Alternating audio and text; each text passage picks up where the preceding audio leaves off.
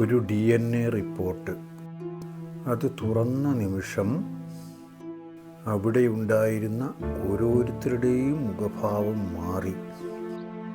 5 പേർ മരിച്ചെന്ന് കരുതിയതിൽ ഇപ്പോൾ പുതിയ ഒരു സംശയം. അവരിൽ ഒരാൾ ഇന്നും ജീവനോടെ ഉണ്ടാകും. അവൻ ഇന്നത്തെ കൊലയാളി ആയിരിക്കുമോ?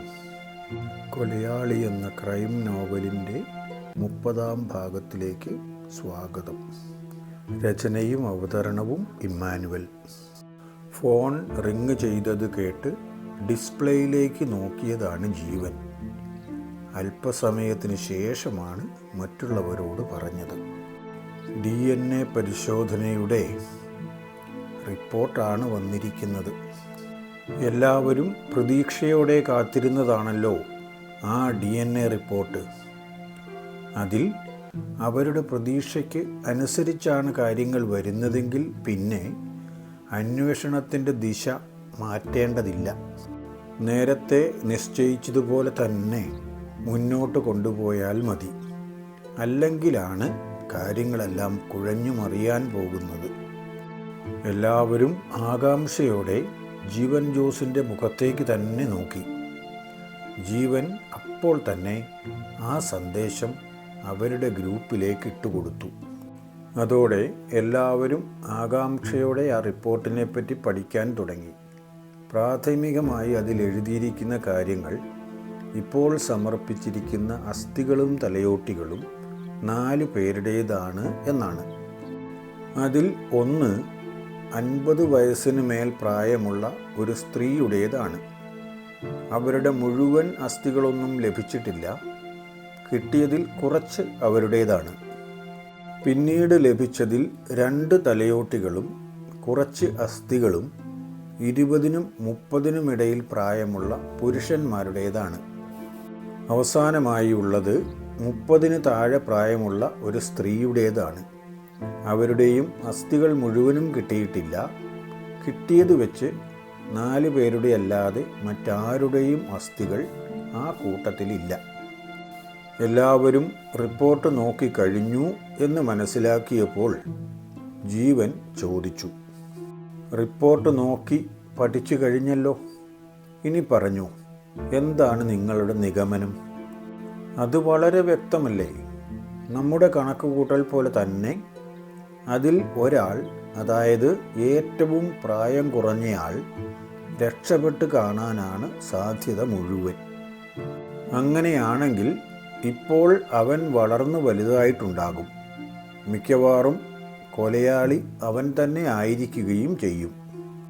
അങ്ങനെയൊരു ഉറച്ച നിഗമനത്തിലെത്താൻ കഴിയില്ല.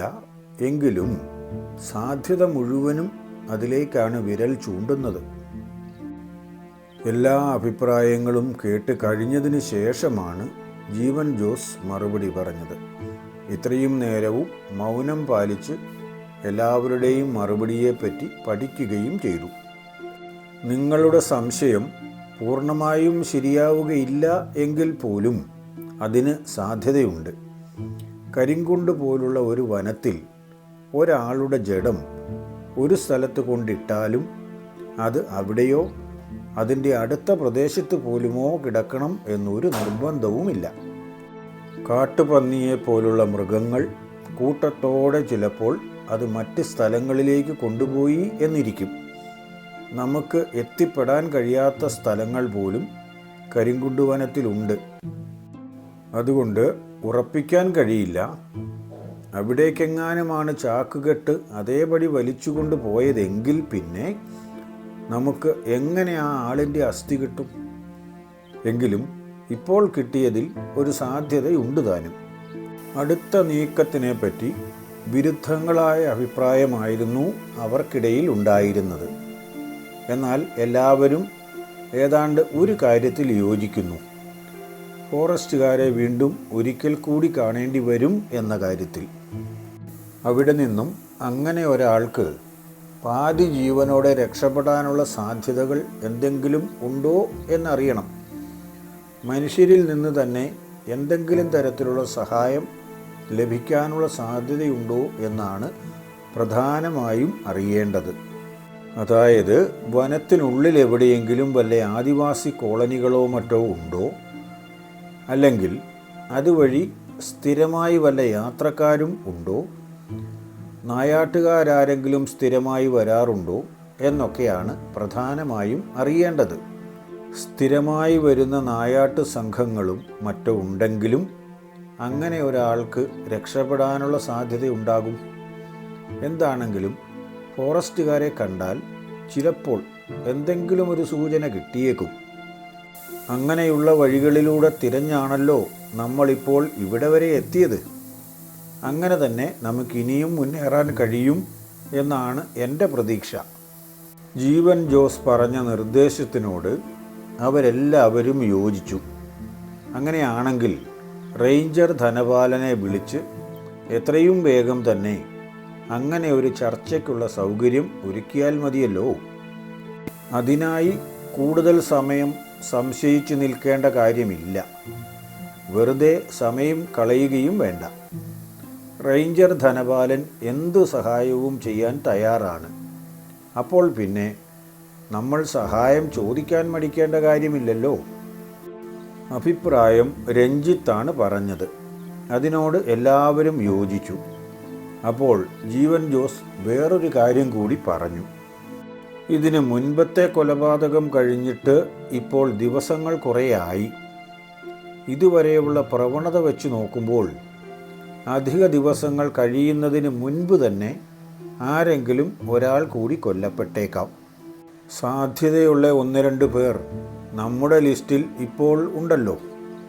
അതുകൊണ്ട് അവർ കൊല്ലപ്പെടാനുള്ള സാധ്യത കഴിയുമെങ്കിൽ ഒഴിവാക്കണം.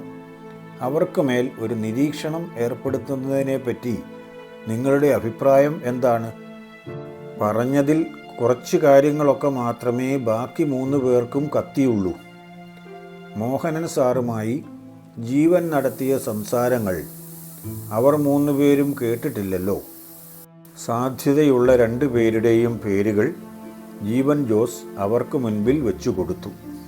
ഹമീദ് സാറിന് ഇപ്പോൾ തന്നെ സെക്യൂരിറ്റി ഉണ്ടല്ലോ.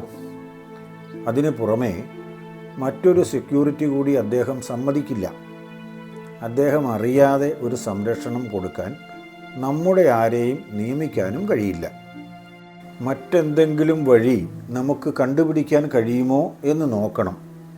ഒന്നുകിൽ സാർ അറിയാത്ത ആരെയെങ്കിലും നിയമിക്കണം, അതല്ലെങ്കിൽ ഡിപ്പാർട്ട്മെൻറ്റിന് പുറത്തുനിന്ന് ആരെയെങ്കിലും നിയമിക്കണം. നമ്മുടെ ഫോഴ്സിനെ കൊണ്ട് തന്നെ അഡീഷണൽ സെക്യൂരിറ്റി കൊടുപ്പിക്കാൻ മോഹനൻ സാർ ഇടപെടാം എന്ന് പറഞ്ഞിട്ടുണ്ട്. അങ്ങനെയാണെങ്കിൽ നമുക്ക് നിർദ്ദേശം കൊടുക്കേണ്ട കാര്യമേയുള്ളൂ. ബാക്കിയൊക്കെ അദ്ദേഹം തന്നെ ചെയ്തുകൊള്ളും. പിന്നെയുള്ള കീറാമുട്ടി ഉമ്മച്ചൻ്റെ സെക്യൂരിറ്റി പ്രശ്നമാണ്. അയാളുടെ അടുത്ത് ഈ കാര്യവും പറഞ്ഞു ചെന്നാൽ കളിയാക്കി തിരിച്ചുവിടുമെന്നല്ലാതെ അയാൾ സമ്മതിക്കുമെന്ന് തോന്നുന്നില്ല. അയാളുടെ അനുവാദം ആവശ്യമില്ല. എങ്കിൽ പോലും അനുവാദത്തോട് കൂടി കൊടുക്കുന്നതായിരുന്നു കൂടുതൽ നല്ലത്. അക്കാര്യത്തെപ്പറ്റി പറഞ്ഞപ്പോൾ മഹേന്ദ്രൻ പറഞ്ഞു, അയാൾക്ക് നമ്മുടെ ഫോഴ്സിലുള്ള ഭൂരിപക്ഷം പേരെയും അറിയില്ലല്ലോ. അതുകൊണ്ട് മഫ്റ്റിയിൽ അയാൾക്ക് സെക്യൂരിറ്റി കൊടുക്കാൻ കഴിയും. അത്രയും ബുദ്ധിമുട്ടി അയാളെപ്പോലെ ഒരാളുടെ ജീവൻ രക്ഷിക്കുന്നത് എന്തിനെന്ന് മാത്രമേ എനിക്ക് സംശയമുള്ളൂ. ജോസ് മാത്യുവും അതിനെ പിന്താങ്ങിക്കൊണ്ട് തന്നെയാണ് പറഞ്ഞത്. കേട്ടിടത്തോളം അയാൾ ഭൂലോക ചെറ്റയാണ്. അയാളുടെ ജീവൻ രക്ഷിക്കാൻ അയാൾക്ക് താല്പര്യമില്ലെങ്കിൽ പിന്നെ നമ്മൾ എന്തിനാണ് ഇത്രയധികം ബുദ്ധിമുട്ടുന്നത്? രക്ഷിക്കേണ്ടവനെ രക്ഷിക്കാൻ പോലും നമുക്ക് സമയം കിട്ടുന്നില്ല. പിന്നെയാണ് നമ്മളെ വേണ്ടെന്ന് പറയുന്ന ഒരുത്തൻ്റെ പിന്നാലെ ചെന്ന് വേണോ വേണോ എന്ന് ചോദിക്കാൻ. ജീവൻ ഒന്ന് ആലോചിച്ചു. ജോസ് മാത്യു പറഞ്ഞത് ശരി തന്നെയാണ്. ഉമ്മച്ചൻ കുറച്ച് കൂടുതൽ കാലം ഈ ഭൂമിയിൽ ജീവിച്ചതുകൊണ്ട് ആർക്കും ഒരു ഉപകാരവുമില്ല. പിന്നെയും കുറേ പാവങ്ങൾക്ക് ഉപദ്രവമുണ്ടാകും എന്ന് മാത്രമേ ഉള്ളൂ. എന്നാലും ഈ യൂണിഫോം ഇട്ടുകൊണ്ട് അങ്ങനെ ചിന്തിക്കാം എന്നല്ലാതെ കൂടുതലൊന്നും പറയാൻ കഴിയില്ല, പ്രവർത്തിക്കാനും കഴിയില്ല. അവരൊക്കെ VIP-കളല്ലേ? അവരുടെയൊക്കെ ജീവനും വളരെ വിലപ്പെട്ടതാണ്. അത് സംരക്ഷിക്കാൻ കഴിയുമെങ്കിൽ സംരക്ഷിച്ചേ മതിയാകൂ. ഇതൊക്കെ നമുക്കറിയാമെങ്കിലും നമ്മൾ ചെയ്യാൻ വിധിക്കപ്പെട്ട ജോലി നമ്മൾ ചെയ്തിരിക്കണ്ടേ? അതുകൊണ്ട് മാത്രമാണ് ഞാൻ പറഞ്ഞത്. അല്ലാതെ ചിന്താഗതിയുടെ കാര്യത്തിൽ ജോസ് പറഞ്ഞതുമായി വലിയ വ്യത്യാസമൊന്നും എനിക്കുമില്ല. എന്ത് കാര്യം നടക്കണമെങ്കിലും ആദ്യം ഉമ്മച്ചനുമായി സംസാരിച്ച് അയാളെ സാഹചര്യത്തിൻ്റെ ഗൗരവം പറഞ്ഞ് ബോധ്യപ്പെടുത്തണം. അതാണ് സംഘത്തിന് ചെയ്യാനുള്ള രണ്ടാമത്തെ കാര്യം. ഇതിൽ ഏത് കാര്യം ആദ്യം ചെയ്യണം എന്ന് എല്ലാവരും ഒന്നുകൂടി ഇരുന്ന് ആലോചിച്ചു. തീരുമാനത്തിലെത്തിയത് മുഴുവൻ പേരുമോ 2 പേരോ ആയി ഉമ്മച്ചനെ കാണാം എന്നാണ്. വല്ല ഗുണവും ഉണ്ടാകുമോ? അതിലും മുൻപേ ഫോറസ്റ്റുകാരെ കാണുകയും അഞ്ചാമൻ രക്ഷപ്പെടാനുള്ള സാധ്യതയുണ്ടോ എന്ന് പഠിക്കുകയും വേണമെന്ന് നിങ്ങൾക്ക് അഭിപ്രായം തോന്നുന്നില്ലേ? തോന്നുന്നുണ്ടെങ്കിൽ അതൊന്ന് കമൻ്റായി എഴുതിയേക്കണേ, അറിയാമല്ലോ. കരിങ്കുണ്ട് വനത്തിൽ നിന്നും രക്ഷപ്പെട്ട ആ അഞ്ചാമൻ തന്നെയാണോ ഇപ്പോഴത്തെ കൊലയാളി? നിങ്ങളുടെ നിഗമനങ്ങൾ കമൻ്റ് ചെയ്യണേ. അവൻ ജീവിച്ചിരിപ്പുണ്ടെങ്കിൽ വീണ്ടും ആക്രമിക്കും. ഇനിയും അവൻ്റെ മുൻപിൽ ഇരകളുണ്ടല്ലോ. അടുത്ത ഇര ആരായിരിക്കും? എന്നായിരിക്കും അവൻ കൊല്ലപ്പെടുക? കുറവുകൾ എന്തെങ്കിലുമൊക്കെ ഉണ്ടെങ്കിൽ തന്നെ അതങ്ങ് ക്ഷമിച്ചേക്കണേ. അറിയാവുന്നതുപോലെയൊക്കെ ചെയ്യുന്നതാണ്, അതുകൊണ്ടാണേ. എന്തെങ്കിലും കുറവുകൾ നിങ്ങളുടെ ശ്രദ്ധയിൽ പെട്ടെങ്കിൽ ഒന്ന് കുറിച്ചിട്ടേക്കണം. നിർദ്ദേശങ്ങളും സ്വാഗതം ചെയ്യുന്നു. ലൈക്കും ഷെയറും ഒക്കെ നിങ്ങൾ ചെയ്യും എന്നാണ് ഞാൻ പ്രതീക്ഷിക്കുന്നതും ആഗ്രഹിക്കുന്നതും. പക്ഷേ ആരെയും നിർബന്ധിക്കുന്നില്ല. ലൈക്കും ഷെയറും ഒക്കെ ചെയ്യുന്നത് നിങ്ങളുടെ ഇഷ്ടം പോലെ. മറ്റന്നാൾ അടുത്ത ഭാഗവുമായി വരുന്നതുവരെ എല്ലാവർക്കും നന്മ വരട്ടെ. എല്ലാവർക്കും വേണ്ടി പ്രാർത്ഥിക്കുന്നു.